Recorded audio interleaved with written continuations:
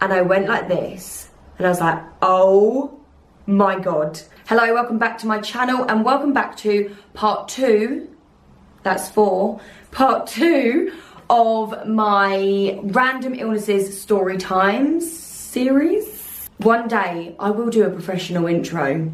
No, I won't. If you haven't seen part 1, I'll link it up here. We're going in chronological order.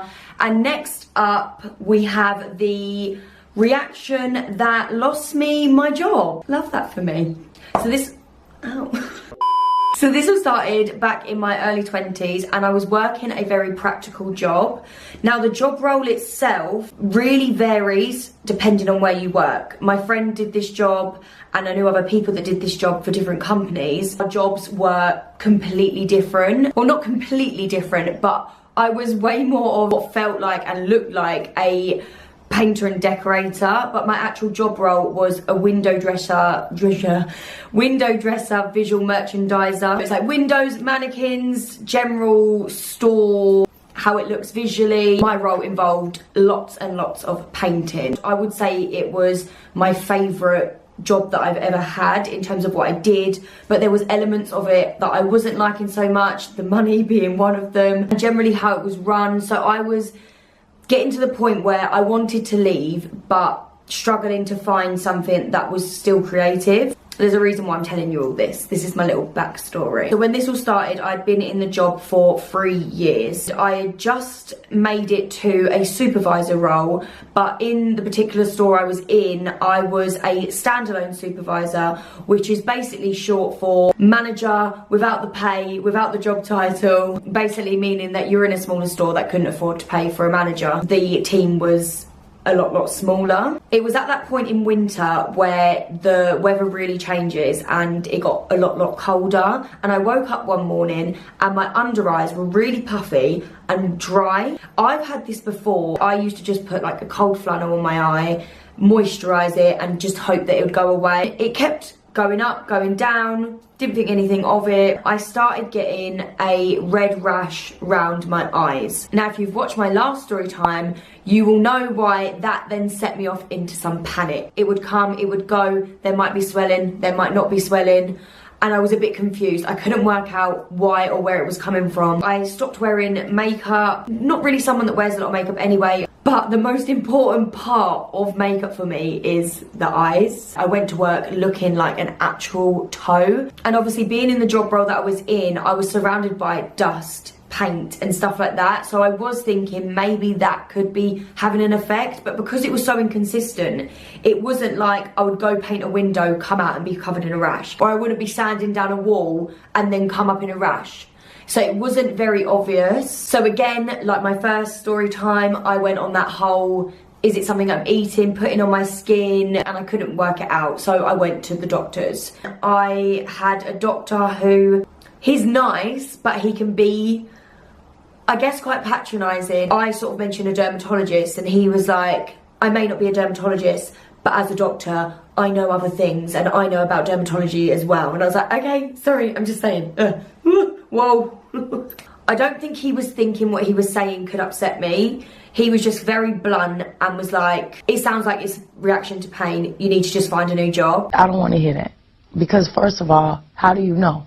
How do you know that that's true? I'm not someone that's ever known what they wanted to do. I've always known I was creative. It took me years to even find out this job existed and to get into it. So to hear someone just say, you're allergic to a big part of your job, leave and go get another job, I was a bit taken back. Even if you want to leave your job, it's really not that simple. And then he went on to say that if I keep coming into contact with something that I'm allergic to, then it will start affecting like my airways and my breathing, and it will just get worse. He was very reluctant, but he did put me forward for a dermatology appointment.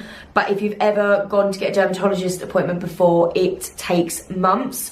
So I knew that I could be waiting till I'm 7 months in, and I was getting flashbacks of my last rash. I did find things like Sephora and hair dye made it flare up. Things like that I was very cautious of.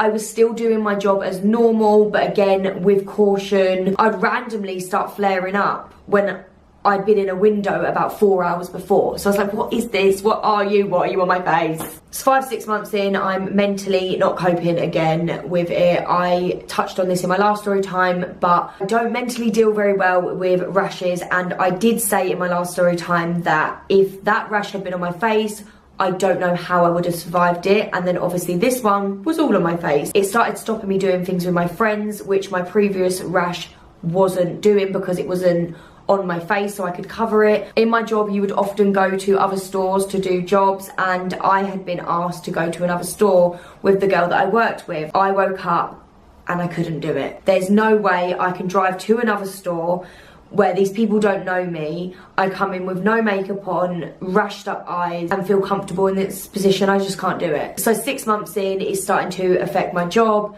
my mental health, and it isn't going away. There was this one Friday where I got home from work and I had swelling and redness. I took photos across this weekend and it was getting progressively worse. And I'd often wake up and the first thing I would do is touch my eyes to see sort of what swelling's happened. And it had got to Sunday of this weekend and I remember waking up, it was still dark, and I went like this and I was like, oh my God. The swelling I could feel was another level. I remember jumping out of bed, running to my mirror and being like, oh, but I was like this, oh, because it was so swollen, covered in a rash, I could barely see, and I'm not even joking, it looked like my forehead had got bigger. Here is the progression photo from Friday through to Sunday morning. It was so bad. I feel like these photos don't even show how bad it was. And the first thing I thought to do was to drive to the hospital, which probably isn't the right thing to do, bearing in mind I could barely see. Luckily it wasn't far from me at the time, so I didn't have to drive that far, and it was really early in the morning on a Sunday. I'm just running to the desk like this. Help me! I think I'm having an allergic reaction. My eyes have been swelling all weekend. I remember waiting in the waiting room, sending Naomi pictures. I sat with this woman in the waiting room and she said to me, oh, you don't look that bad. You having a laugh? Obviously she didn't know what I originally looked like, just that they think it might be some sort of reaction, and they were prescribing me with some antibiotics and antihistamines. Someone that I worked with at the time actually made me a card with my face on it from one of these pictures because I looked like I was melting. When I left the hospital, I went straight to Naomi's and she said she was going to come to Tesco with me to collect my prescription. Our kids at the time, I remember them looking at me like, who is this? And then I was taking photos, which if I can find them, I'll put them on screen. But I was taking them really normally, like, because I looked literally like a whole different person. When we went to Tesco, I'm not joking, I'd walk past people and they would double take me. See people walk past and be like, and look back at me. After all the laughter and everything died down from that situation, I was still left feeling really down, really hating that whole being on edge again for so long. Your skin dictating your life. I said this in my last story time. I feel like that is going to be something I say throughout this whole thing. I said this in my last story time. But I feel so much empathy for people that have skin problems because you do literally feel like you're being controlled by your skin. I was still waiting for a dermatology appointment from the NHS, and my boyfriend at the time just said, why don't you just go private? So I found a place in, I believe it was Harley Street in London. I booked it and I was so excited. It literally wasn't that expensive. I was expecting it to be way more. Don't think I was on a major flare at that point. I had all my photos with me ready to show the woman, and I explained everything to her, and without even seeing any pictures, she was like, you're allergic to paint. And I was like, oh, you sure? Do you want to see the photos? Because this doctor said that to me and I didn't want to believe him, but really, are you sure? She was like, no, you're allergic to paint. Because she was sort of asking me like, is there anything else you're allergic to? And I was like, yes, I'm allergic to this. I have hay fever. My mum has an EpiPen. Allergies are a thing in our family. I was like, do you not need to do a test or something? She was like, no. I was like, well, she must be sure, because surely if she sends me for a test and I have to come back for more appointments, that would mean more money for them. So I did feel really relieved and gutted all at once. I did feel like, okay, this is definitely what it is. 2 doctors have said it to me now. One's a dermatologist, one's a doctor. Who knows about dermatology? I'm gonna now have to go tell work. But I wasn't as worried because Although at work I'd kind of continued as usual, we did make some adjustments. They seemed okay about it. Obviously it wasn't ideal because painting was a big part of my role, but technically my job role was supervisor, so I could supervise the painting. So I basically stopped painting altogether and I dodged going in the windows when they were painting, and I just worked around it, and we did that for 6 months absolutely fine. Obviously it's not ideal, but we could do it. And I'm not gonna lie, I painted for years in that job, years, and sometimes I was like, yes, I don't have to paint, but there was other times where I was like, oh, I just want to do it myself, it'd be so much easier. And after a couple of months, lo and behold, rash completely went. I stopped having reactions and I could wear makeup and go on as usual. I was cured, it was gone. I was like, great. So I was really, really happy that I knew what it was. I just dodged paint like the plague. Right, now this bit might sound a bit hippie to some people and you might be like, what the hell are you talking about? But I basically believe that our mind and our thoughts are really powerful, and I do think that it does have a reaction on our body. Stay with me, don't click off, don't click off. You might feel like, oh, maybe you've got a point, or maybe it was a coincidence, but I do believe that. And actually you'll see in my other story times that I feel like my body has basically made me leave jobs. I know that probably sounds so weird, but bear with me. But briefly, I'm just gonna tell you about a story where I think this happened as well. And this all does link back to this story time and to go on to tell you what happened. There was one time where I had to do a walk around with a top person in the business and I didn't want to do it. If there was so much as a little speck of dust in the window, you've done something wrong. And like, I can't control the dust. Hoping that for some reason I'd wake up and I couldn't walk. I know that sounds dramatic, but I was looking at the escalator thinking if I just had a little trip and oh, broke my ankle, can't come in and do the walk round, what a shame. Not joking, I woke up the next morning, I couldn't walk properly. I once fractured my metatarsal and this was how it began. I used to park a whole mile away. I still parked the mile away because I wasn't paying for parking, hobbled in and was like, yeah, I can't really walk, because I'm not someone that likes calling in sick, and I was never gonna call and be like, yeah, sorry, can't really walk, not coming in. I wanted them to see. And if you've ever worked in retail before, you'll know that unless you're literally on your deathbed, they want you in. I went in, dodgy leg and all, and was like, I can't really walk on my foot, what's going on? And she was like, well, why did you come in? Why didn't you go to that A&E? And I was like, I don't know. So she dropped me to my car. And although it was hurting to walk in it, I could still drive. And weirdly, when I fractured my metatarsal, my tiptoes didn't hurt, but if I was to step flat, it really hurt. Managed to drive. Again, probably shouldn't have drove. I promise I don't make a habit of this. This is the only 2 times I've done it, but I drove to the hospital, which is only up the road, and they basically said that it was like a ligament or something, but it got me out of the walk round. So anyway, back to the story. I said at the start of this that I was really not wanting the job. It was getting to the point where I was like, oh, I remember looking for jobs on my break, and then I get called into the office because they want to put me through to occupational health, which basically means, well, what felt like they want to get me out of my job, but they want to do it down the route that they're allowed to, which is they're going to use my paint allergy because someone's circumstances in the visual team had changed, which was going to impact the whole painting thing. But instead of just saying that, probably because they couldn't, they used my paint allergy to basically say, we don't know if you could do your job anymore.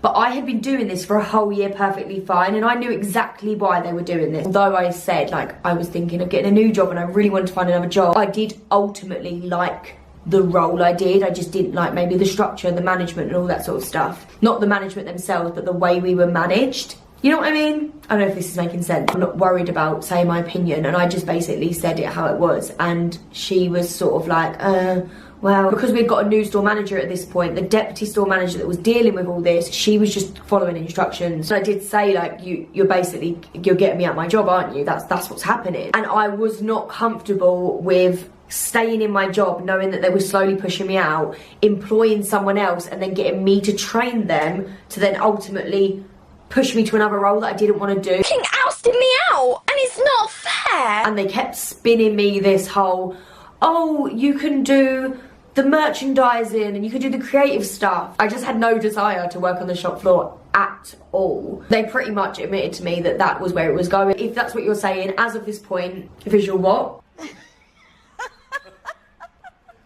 Next question. See ya. That might sound really petty, but I was upset. I wanted my job still. I didn't want to train someone else to do it. So as of the next day, I stopped doing my visual role that I'd been doing for 4 years. I remember crying before I went to work because I didn't want to be doing the job that I was doing. I knew that me getting a new job meant that I might have to take the leap from something really creative that I liked into something more office-based, because I just needed to get out of that job. It was becoming like quite a toxic environment for me. I remember one morning I went in and I ended up in tears within an hour and I left. She booked a doctor's appointment because I wasn't sleeping very well and I was really stressed. And the doctor was so nice. She basically said, look, please don't quit your job. I'm going to sign you off for stress.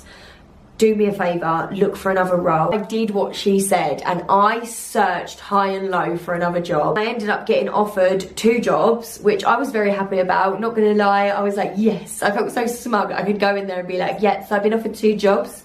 If you don't want me, honey, someone will. Obviously, I wanted to let that be known, like, yeah, I just can't decide, you know, 2 people want me, even though you don't. It probably would have been a really lovely, heartfelt resignation if I'd left on my own accord, but with everything that happened, I was giving it to a new store manager that I had known 5 minutes, who essentially I felt like he was the one that made this all happen. So I wrote this pathetic letter of I'm leaving, basically. These are the dates I'm leaving. I was like, here you go, good day, sir. I said good day!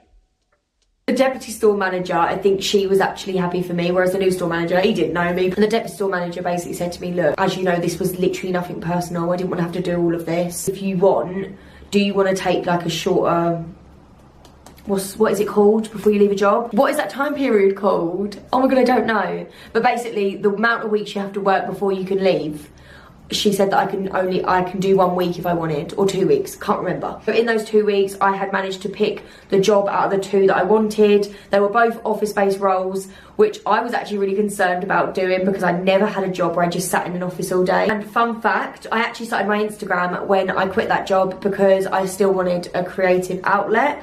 And here we are today, YouTube and all. Never planned to have YouTube, but that is literally why I started my Instagram, because I wanted a way to be creative. In terms of paint now, as you would have seen in some of my videos, I have painted and I normally take an antihistamine, but I've never had a reaction since. And this is where I think was my body reacting to get me out of that job. Like, yeah, okay, this might sound really weird and it might sound like, come on, hun, you've just got a paint allergy, but I've never had a reaction since. And I actually do sometimes forget to take antihistamines. Maybe it's because I'm not having such close contact with pain. Maybe it's just a complete coincidence. But it just feels like my body was like, don't worry, I've got you. We'll leave this job. Don't worry about it. Don't worry about it, sweetheart. Having said that, I do react in different ways. So I find that my asthma's worse when I paint. If it was just my breathing that was getting affected whilst I was in that job, as silly as this sounds, unless it hospitalised me, I probably would have just continued. Okay, I'm going to stop there before you all think I'm weird. Give the video a thumbs up. No, seriously, give the video a thumbs up, because then I know if you like the video or not, darlings. Like, subscribe, and I'll see you in my next one. Goodbye. Goodbye, my lover. Goodbye, my rash. You have been the one. You have been the one for me.